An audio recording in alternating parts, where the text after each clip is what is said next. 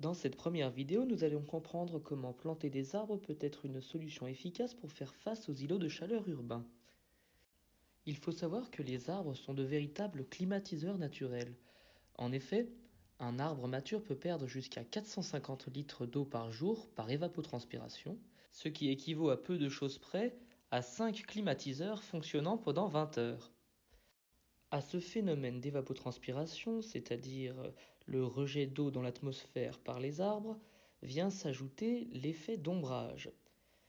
Ce dernier a un effet conséquent sur les îlots de chaleur puisque, en moyenne, 19 degrés de moins sont à noter dans un parc par rapport à une aire asphaltée classique.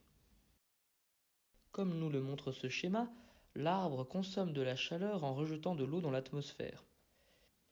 De plus, l'ombrage permet d'atténuer de 80% l'ensoleillement au sol.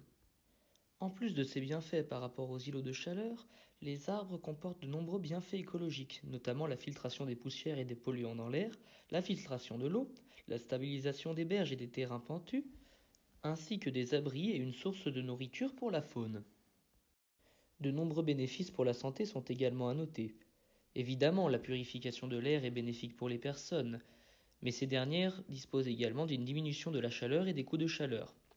Il est également à noter une diminution des maladies cardiovasculaires, pulmonaires et liées à l'obésité, ainsi qu'une amélioration de la santé physique et du bien-être psychologique.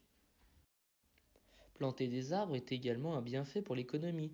En effet, ces derniers permettent une augmentation de la valeur foncière des maisons et des terrains, une diminution des volumes d'eau à traiter lors des crues, une augmentation de l'attractivité touristique de la ville, une diminution des frais en soins de santé comme nous l'avons vu tout à l'heure, ainsi qu'une augmentation de la compétitivité économique et de l'attrait pour les nouveaux résidents.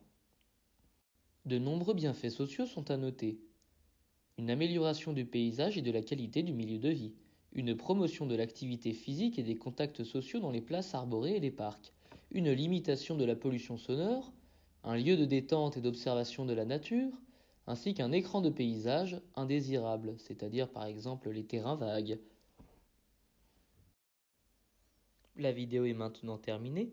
Dans la prochaine, nous parlerons de la végétalisation des aires asphaltées.